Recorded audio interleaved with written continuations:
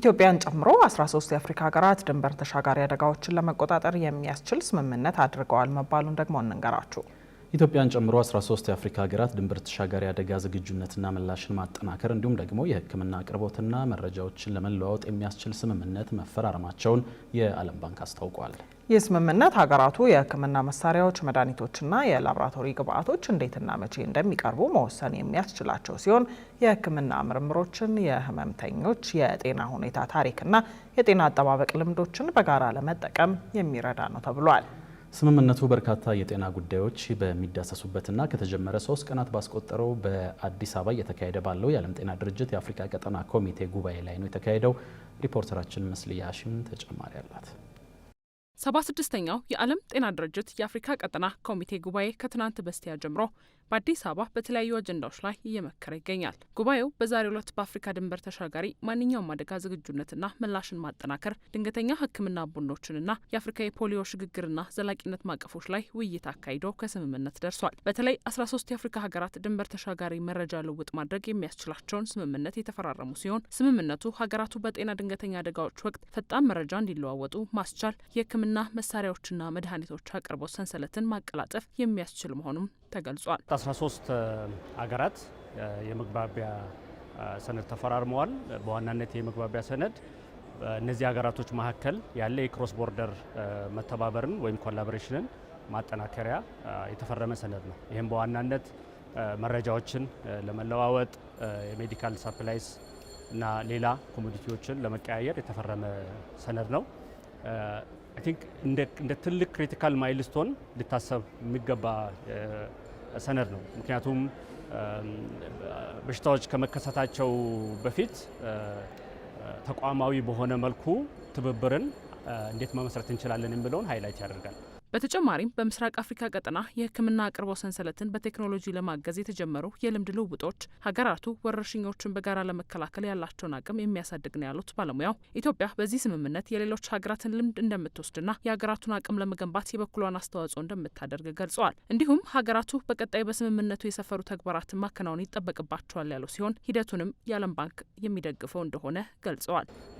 እንደ ኢትዮጵያ ወርልድ ባንክ በከፍተኛ ሁኔታ የበሽታ መከላከል አቅምን መገንባት፣ ኢንፍራስትራክቸሮችን መገንባት፣ የሂውማን ሪሶርስ ካፓሲቲ መገንባት እና ሌላ ተያያዥ ስራዎችን ሰፖርት እናደርጋለን።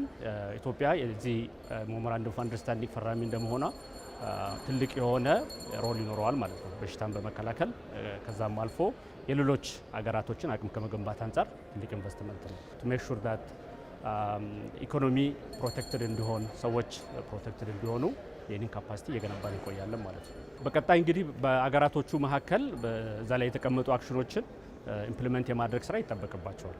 ይህም ወርልድ ባንክና ሌሎች ፓርትነሮች ሳፖርት የምናደርገው ይሆናል ማለት ነው። በዚህ ስምምነት የምስራቅ አፍሪካ የልማት በይነ መንግስታት ድርጅት ኢጋድ የነበረው ሚና ከፍተኛ መሆኑን የገለጹት በኢጋድ የጤናና ማህበራዊ ልማት መምሪያ ዳይሬክተር አምባሳደር ሙሳ ሚጊያግ ስምምነቱ የጋራ እርምጃ የሚሹ የአየር ንብረትና ጤና፣ የጤና ባለሙያዎች ልማት፣ የጋራ የበሽታዎች ቅኝት መቆጣጠር፣ የላቦራቶሪ ስርዓቶች፣ የእንቅስቃሴና ድንገተኛ አደጋዎች ዝግጁነትና ምላሽ እንዲሁም አስፈላጊ የጤና አገልግሎቶች ሳይቋረጡ መቀጠላቸውን ማረጋገጥ የሚያስችል ነው ብሏል። ተሳታፊ የአፍሪካ ሀገራት የጋራ መግባቢያ ስምምነቱ በማጽደቃቸው በኢትዮጵያ አዲስ አበባ በተካሄደው 76ኛው የዓለም ጤና ድርጅት የአፍሪካ ክልላዊ ኮሚቴ ስብሰባ ላይ የተመዘገበ ትልቅ ምዕራፍ መሆኑን ገልጸዋል። Through programs such as health, emergency preparedness response and resilience, IGAD supports እንደዚህ ባሉ ስምምነቶች አማካኝነት ኢጋድ ሀገራት እነዚህን አቅሞች እንዲገነቡ ከመደገፍም በላይ መረጃ የመለዋወጥ የጋራ ዝግጅትና ድንበር ተሻጋሪ የተቀናጁ እርምጃዎችን ያፋጥናል። ዋናው ዓላማው በተለይም ለተጋላጭ ድንበር ተሻጋሪ ማህበረሰቦች የበለጠ ጠንካራ፣ ፈጣን ምላሽ ሰጪና እርስ በእርስ የተሳሰሩ የጤና ስርዓቶችን መገንባት ነው። ዛሬ የኢጋድ አባል ሀገራት ድንበር ተሻጋሪ የጋራ መግባቢያ ስምምነቶች እንዲያጸድቁ በማድረግ ትልቅ ሚና እየተጫወተ ሲሆን ይህም በጤና ድንገተኛ አደጋዎች ዝግጁነትና ምላሽ ላይ ያለውን ትብብር ያጠናክራል። ይህም በኢትዮጵያ አዲስ አበባ በተካሄደው 76ኛው የዓለም ጤና ድርጅት የአፍሪካ ክልላዊ ኮሚቴ ስብሰባ ላይ ተሳታፊ የአፍሪካ ሀገራት የጋራ መግባቢያ ስምምነቱን በማጽደቃቸው በክልላዊ የጤና ደህንነት ላይ የተመዘገበ ትልቅ ምዕራፍ ነው። WHO Regional Committee for Africa meeting in Addis Ababa, Ethiopia አፍሪካውያን አስፈላጊ የጤና ምርቶችን በሀገር ውስጥ በማምረት የጤና ደህንነት ማረጋገጥና ራስን መቻል አለባቸው ያሉት ኃላፊው በተለይም በውጭ ሀገራት አቅርቦት ላይ ጥገኛ መሆን ዋጋ ያስከፍላል ብለዋል። በመሆኑም ኢጋድ ለሀገር ውስጥ ምርት የሚሆኑ የቁጥጥር ስርዓቶች፣ የአቅርቦት ሰንሰለቶችን፣ ክልላዊ ግዢዎችን፣ የገበያ ትስስርና የጥራት ዋስትናዎችን ለማጠናከር ሀገራትን ይደግፋል ያሉ ሲሆን እንዲሁም በክልሉ የተነሳሽነት ስሜት ለመፍጠርና ራስን በመድኃኒት የመቻል አድማሱን ለማስፋት የትምህርት አብሮ የመስራትና የክልላዊ የትብብር ስራዎችን ያጠናክራል ነው ያሉት ዳይሬክተሩ። Strengthen regional manufacturing capacity for essential medicines.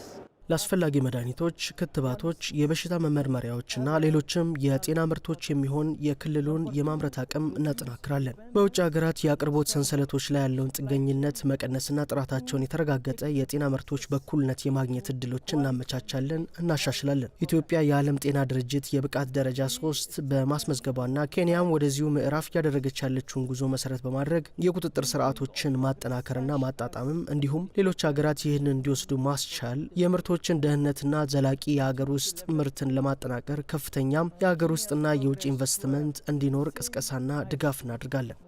Strengthen commodity security and sustainable local protection. I thank you so much.